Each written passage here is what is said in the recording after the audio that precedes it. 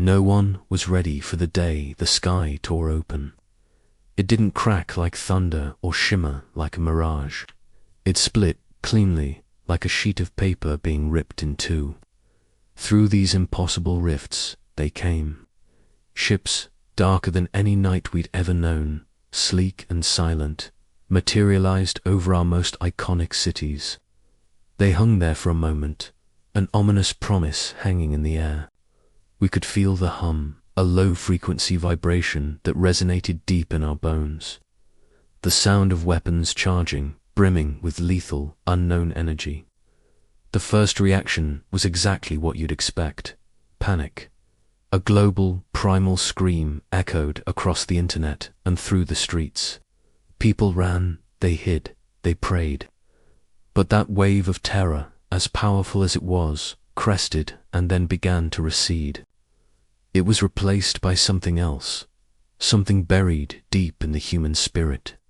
A stubborn refusal to simply lie down and die. It started as a whisper, then a shout, then a global roar of defiance. We would not go quietly. From the sprawling canyons of New York City to the neon-drenched streets of Tokyo, the first waves of their attack were met with something the invaders clearly hadn't anticipated: sheer, unadulterated human improvisation. They expected armies to mobilize in predictable patterns, governments to sue for peace. They didn't expect a retired Air Force pilot in Texas to hotwire her old F-16 with a new guidance system she designed in her garage. They didn't expect a group of hackers in Seoul to turn the aliens' own communication network against them, creating phantom fleets and confusing their targeting systems. Our technology was primitive by their standards, a joke even. But we knew it inside and out. Fighter jets, commercial drones, even farming equipment and civilian vehicles, everything became a potential weapon. A daredevil pilot in a modified crop duster flew directly into the energy core of a smaller scout ship, taking it down over the Australian outback. A team of engineers in Germany repurposed a high-powered tunnel-boring laser, aiming it skyward and punching a clean hole through an alien destroyer. We were resourceful. We were relentless. We were a chaotic, unpredictable swarm, and for the first time, the sleek black ships began to falter. They had calculated our military strength, our technological capabilities, our political structures, but they had failed to calculate our spirit. They underestimated the raw, defiant will of a species fighting for its home. They always did. We celebrated these small victories. For a moment, it felt like we had a chance, that our ingenuity could actually turn the tide. We thought we were showing them what humanity was made of. But we were wrong. We had only shown them that we were a threat worth eradicating properly. Their response was swift and devastatingly simple. Over the vast, empty expanse of the Pacific Ocean, one of their largest vessels, a true mothership that dwarfed anything we'd seen before, opened its central bay. It wasn't firing a laser or launching fighters. It was releasing something. A single, colossal weapon, an orb of shimmering, unstable energy that began its slow, inexorable descent. Its target wasn't a city or a military base. Its target was the ocean itself.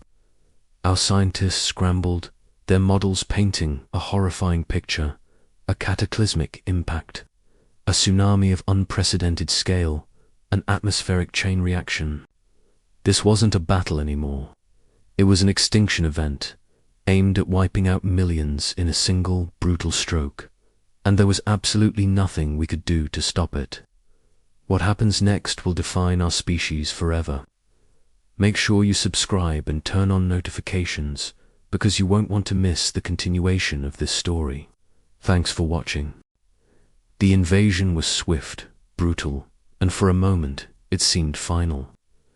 While governments reeled from the initial shockwave, something incredible began to stir in the shadows of our crumbling cities. It wasn't armies or generals that struck the first real blow against the invaders. It was us, ordinary people. Guerrilla squads, born from the ashes of neighborhoods, began to emerge. They were teachers, plumbers, artists, and mechanics, all united by a single, burning purpose: to fight back. In the ruins of what was once a bustling tech hub, a group of retired engineers did the impossible. They weren't just hiding, they were studying, scavenging fallen alien machinery. They worked day and night, fueled by lukewarm coffee and sheer defiance. They started to understand the alien technology piece by piece, and then came the breakthrough. They figured out how to bypass the alien energy sources, how to hotwire their weapons. Suddenly, the very tools of our oppression became our instruments of rebellion. Plasma rifles, once used to level our streets, were now turned against their masters. The resistance wasn't just happening in hidden bunkers. It was happening everywhere. In Chicago, a high school robotics prodigy, a young woman named Maya, achieved something no military strategist had even dreamed of. Surrounded by the wreckage of her school's science fair, she captured a small alien reconnaissance drone. For weeks, she worked tirelessly, deciphering its code, line by agonizing line. She wasn't just trying to disable it, she was trying to convert it, and she did. She reversed its AI, turning the drone into a Trojan horse. When she released it, it rejoined its fleet, not as a scout, but as a saboteur, broadcasting a virus that turned a squadron of alien fighters against their own mothership. It was chaos. It was beautiful. This spirit of ingenuity spread like wildfire across the globe. In the dense jungles of the Amazon, indigenous tribes used their unparalleled knowledge of the terrain to create traps the invaders advanced sensors could undetect. In Tokyo, a collective of hackers, working from a basement powered by car batteries, launched a massive cyber attack. They didn't just disrupt alien communications, they infiltrated them. They started broadcasting messages of hope to human survivors, spliced with dissonant frequencies that drove the hive-minded invaders into a state of confusion and paranoia. Alien commanders on the ground found their orders garbled, their supply lines sabotaged, and their soldiers turning on one another. We were adapting faster than they could have ever predicted. Their strength was their unified, singular mind. Our strength was our diversity, our chaos, our individual sparks of brilliance. Every small victory, every captured piece of tech, every decoded signal was shared across a makeshift global network. We were learning, sharing, and evolving at an exponential rate. From their command ships orbiting our wounded planet, a new feeling began to creep into the alien consciousness. It wasn't annoyance or frustration anymore. It was something akin to fear. They had analyzed our military strength, our technological capabilities, our political structures, but they had overlooked the one variable they couldn't quantify: the human spirit.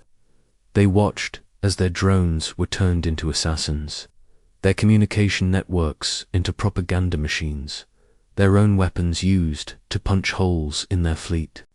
They finally realized the terrifying truth. We weren't just surviving, we were learning, we were adapting, and we were coming for them. The prey had become the hunter. Thanks for watching. If you enjoyed this story, make sure to hit that like button, subscribe, and ring the bell so you don't miss what happens next. For weeks, we watched in terror as they filled our skies. Colossal, silent ships hung over our cities, a constant reminder of our own fragility. They expected us to crumble, to surrender. They thought Earth was just another easy conquest on their galactic tour of dominance. They were wrong. Over the skies of Los Angeles, humanity fired its first real shot in this war. And it wasn't just a shot. It was a deafening roar that echoed across the planet. The alien fleet, confident and arrogant, moved into what they thought was a final formation. That was their mistake. Suddenly, the sky erupted, not with the sleek, polished weapons of a unified global military, but with the raw, chaotic, and beautiful ingenuity of the human spirit. Homemade anti-ship cannons, cobbled together in garages and workshops, spat fire and fury. Old, decommissioned weather satellites, reprogrammed on the fly by basement-welling geniuses, slammed into alien holes with devastating force. Even civilian communication satellites, the very tools we use to share cat videos and birthday wishes, were turned into precision-guided missiles, streaking through the atmosphere like avenging angels. It was a symphony of defiance. In minutes, dozens of their ships, these supposedly invincible vessels, were torn apart. They spiraled down in flames, crashing into the Pacific, their metallic carcasses a testament to a fatal miscalculation. They saw us as primitive, as prey. But they forgot one crucial thing about predators. When you corner them, when you threaten their young, they fight back with a savagery you can't possibly comprehend. Across the globe, a wave of hope surged. From the makeshift command centers in subway tunnels to the resistance cells communicating on encrypted networks, the message was clear. We can win. We saw their technology, we saw their power, and we found a way to break it. The battle for Los Angeles wasn't just a military victory, it was a psychological one. We shattered their myth of invincibility. We showed them, and more importantly, we showed ourselves that we are not helpless. The remaining alien ships over LA scattered, retreating in a state of shock and disbelief. A cheer went up around the world, a single, unified voice of triumph. For the first time since their arrival, the skies above us felt a little less menacing. We had proven that human ingenuity, our ability to adapt and overcome, was a weapon more powerful than any plasma cannon or energy shield. We were no longer just surviving. We were fighting. We were hunting. But as the smoke cleared and the fires died down, our listening posts picked up a new signal. It was a distress call, a desperate plea sent from the retreating alien command ship, screaming out into the void of deep space. It was a call for help, a call for reinforcements. Our elation turned to ice in our veins as the message was translated. A new fleet has been summoned, one that dwarfs the first, one that is 10 times larger. They're on their way. The first battle is won, but the real war is just beginning. Thanks for watching. If you want to see what happens next, make sure to subscribe. The last time they came, we were scattered, terrified. We fought with everything we had, but we were just surviving. This time, it's different. When their reinforced fleet tore through the clouds, a monstrous shadow blotting out the sun, they expected to find a broken world, ready to be swept clean. They found a fortress. They broadcast their arrival on every channel, a guttural voice dripping with arrogance, mocking our primitive nature. Your world is forfeit, it boomed. Your resistance is a final, pathetic squeal before the end. They expected fear. They expected surrender. What they got was silence. And then, the fight of their lives. Our cities, once sprawling and vulnerable, are now citadels. Towers that once scraped the sky are now missile batteries. The subways, once a symbol of urban life, are now a vast, interconnected network, a hidden highway for our counteroffensives. From these underground nerve centers, we coordinate, we strike, we vanish, and our pilots, the aliens, laughed at our old-world jets, our atmospheric fighters. They called them museum pieces. But they weren't laughing when a squadron of civilian pilots, men and women who used to fly commercial airliners and crop dusters, danced through their energy blasts with impossible grace. These pilots knew our skies, our winds, our canyons. They turned their obsolete machines into scalpels, slicing through the alien formations with deadly precision. Every explosion in the sky was a testament to human ingenuity, a defiant roar against the dying of the light. The alien commander, perched on his flagship's bridge, watched the chaos unfold. He had studied our technology, our military tactics. He believed he knew us. He saw a flanking maneuver from his best fighters, a guaranteed kill shot on one of our command centers. He smiled, a cruel, confident gesture. But then, something impossible happened. A flash of light, not from a weapon, but from a repurposed construction drone. A simple, homemade device, packed with everything a group of university engineers could scrounge together. An electromagnetic pulse. It was crude, it was unsophisticated, and it was devastatingly effective. Silence fell over half the alien fleet. Engines sputtered and died. Shields flickered and vanished. Sophisticated warships, the pride of their armada, drifted helplessly like toys in a bathtub. The commander's arrogance evaporated, replaced by a cold, unfamiliar dread. He had calculated our strength based on our weapons.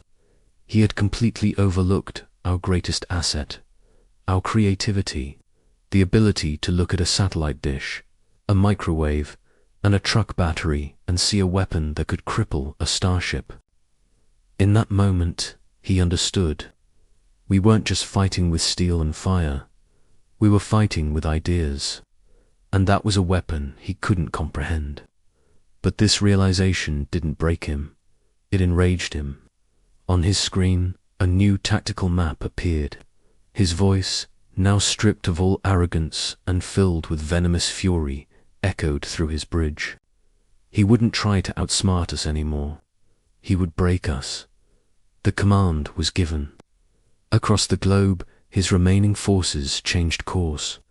Their new targets were not military bases or strategic assets. They were our core cities: London, Tokyo, New York, Cairo. They were going to strike them all at the exact same moment. A simultaneous, overwhelming blow aimed not at our defenses, but at our heart. The goal was simple: to shatter our morale, to show us that no matter how clever we were, we could not save everyone. The attack was coming, a wave of destruction aimed at the very soul of humanity. For decades, we looked to the stars and asked, are we alone? Then they arrived. Giant, silent vessels, hanging in our skies like cosmic judges. We sent messages of peace, of welcome, but all we received was silence. A chilling, deafening silence that spoke of absolute superiority. Every nation held its breath, waiting for the first shoe to drop, waiting for the inevitable invasion. But humanity has never been good at waiting. In secret bunkers and hidden labs, a different plan was taking shape. We had salvaged their scout ships, the ones that crashed in the early days. We didn't just study them, we reverse-engineered them, broke their codes, and learnt their secrets. We turned their own technology against them. The plan was audacious, bordering on insane. We would strike first. We wouldn't be the victims cowering in our cities. We would be the aggressors. Codenamed Operation Prometheus, the mission was launched from the dark side of the moon. A fleet of retrofitted alien fighters, piloted by the best and bravest Earth had to offer, streaked across the lunar dust. Our target, their mothership, a colossal city-sized behemoth that eclipsed the stars, its metallic surface gleaming with alien power. They never saw it coming. The arrogance of a predator who has never known a challenge.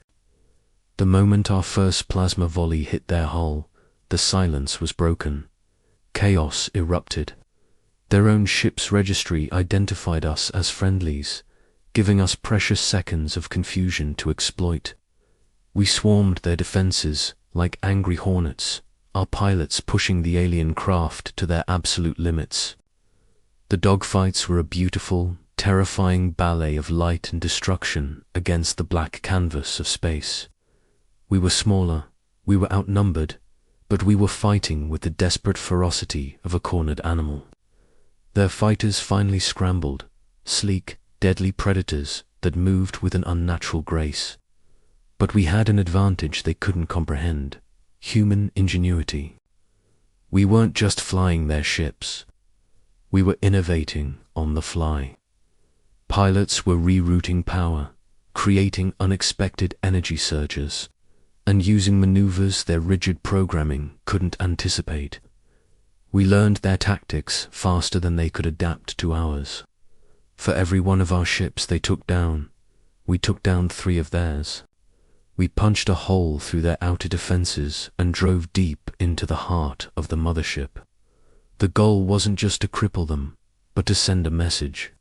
Our boarding party stormed their corridors, the clash of human ballistics against alien energy shields echoing through the vessel.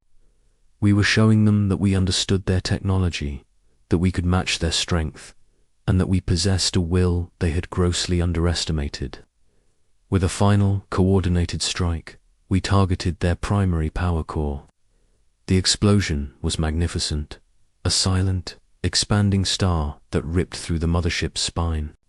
It began to list, crippled and broken, a wounded giant bleeding light into the void. The remaining alien fighters scattered, their hive mind broken, their command structure shattered.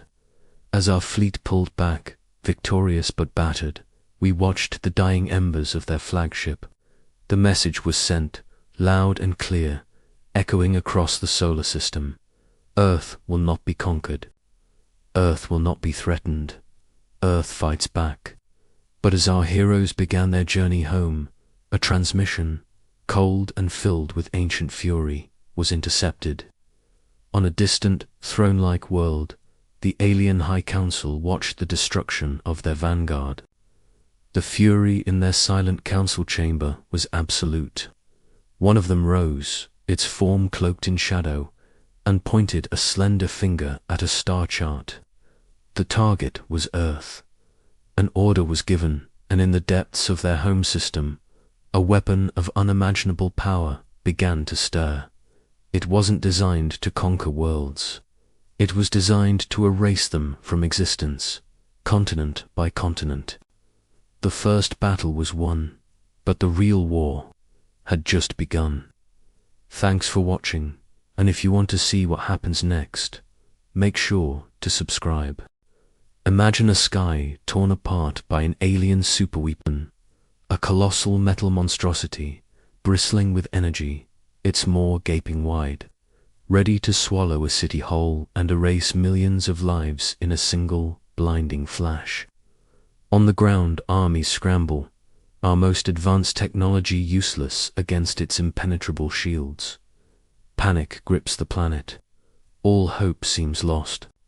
It feels like the end of everything we've ever known, the final, terrifying chapter of human history. But in the cold, silent void of space, a different story is unfolding. In the cockpit of a small, nimble fighter, a lone pilot watches the weapon charge. Her name is Alara. She's young, barely out of the academy, but her eyes hold a fire that rivals the stars. She sees the energy building, the countdown timers on her screen hitting 0. She hears the desperate, frantic calls from command, the orders to fall back, to save what little we have left. She closes her eyes for a moment.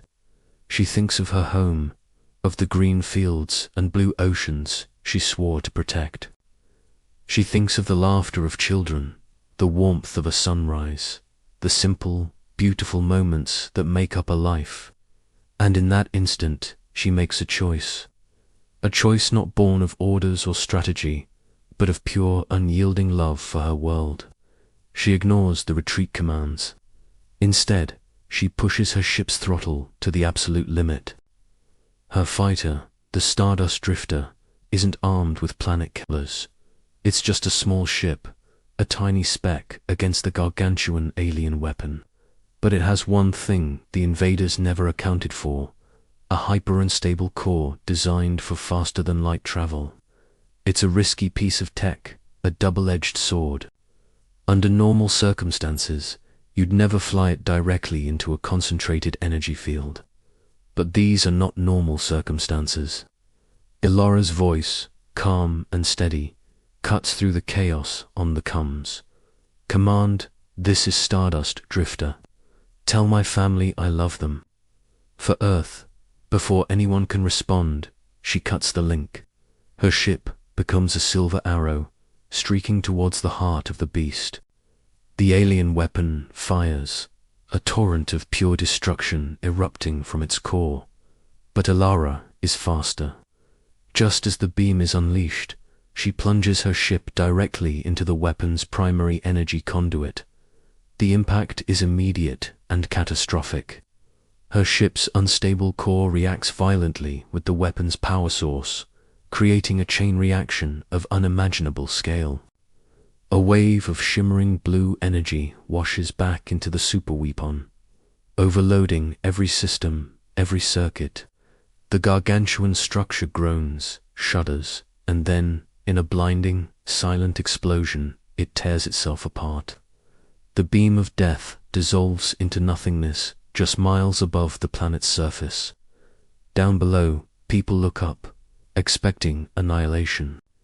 Instead, they see a new star blooming in the sky, brilliant, silent firework that signals not our end, but our salvation. The alien fleet is thrown into utter chaos. Their ultimate weapon is gone, destroyed not by a superior force, but by a single, defiant act. They came expecting a world that would kneel. They found a world that would fight to its last breath. Inspired by this incredible sacrifice, humanity rallies. It's not about strength in numbers or technological might anymore. It's about courage. It's about unity. From every corner of the globe, pilots launch into the sky, ground troops dig in, and ordinary citizens find extraordinary bravery. We push back with a fury the invaders never anticipated. Confused and demoralized, they begin to retreat. They see now that Earth is not just a planet to be conquered. It's a home, and its people will defend it with everything they have. We won. The skies are clear. The immediate threat is gone. Earth is free. But as the last of the alien ships vanishes into the darkness of space, a final, chilling message is broadcast across all channels. A promise, a vow of revenge. They will return, and they will not make the same mistake twice.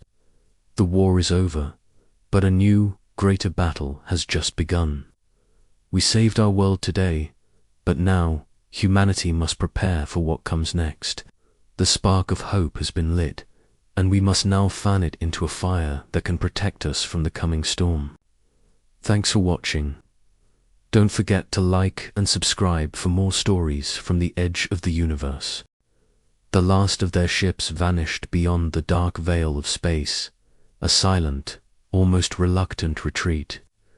They left behind a world scarred and bleeding, cities turned to graveyards of steel and stone, skies still hazy with the dust of our defiance.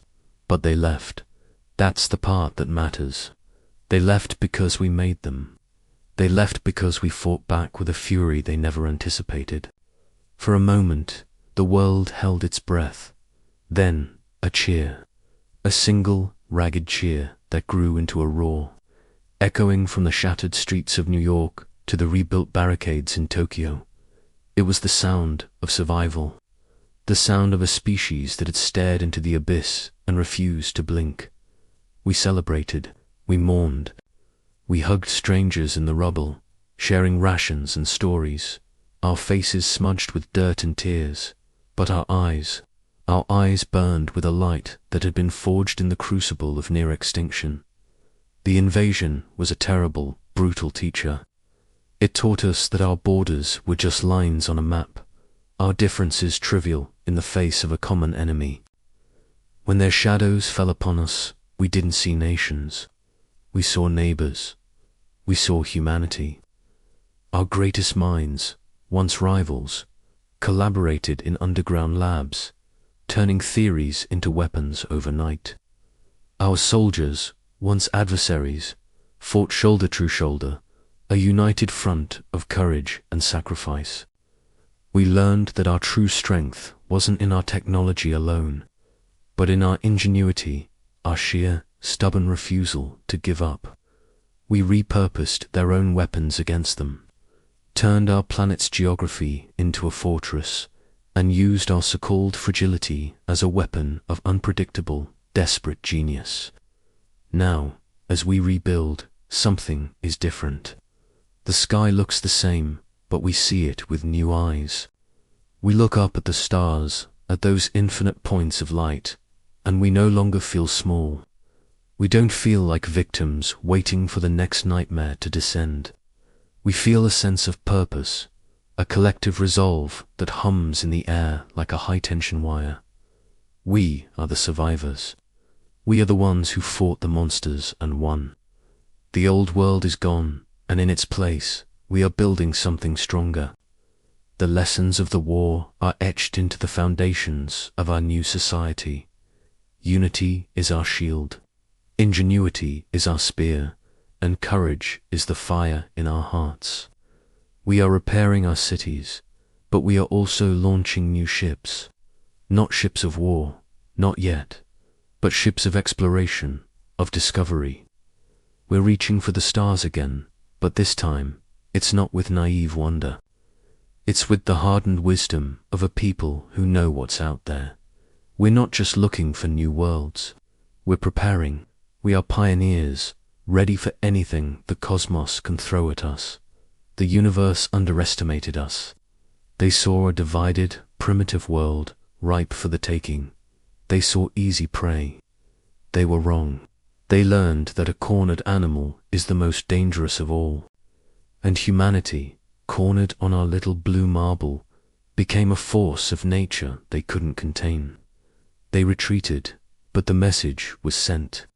It's traveling on light waves to distant galaxies, a warning whispered in the static between stars. Let them watch. Let them wonder about the little planet that refused to die. Let them see our new ships charting the void. They thought they were the storm that would sweep us away. They were mistaken. We are the generation that survived the apocalypse, and we carry that fire forward. The galaxy will learn, in time, that Earthlings are not prey, they are the storm. Thanks for watching. Subscribe for more stories from the worlds we imagine.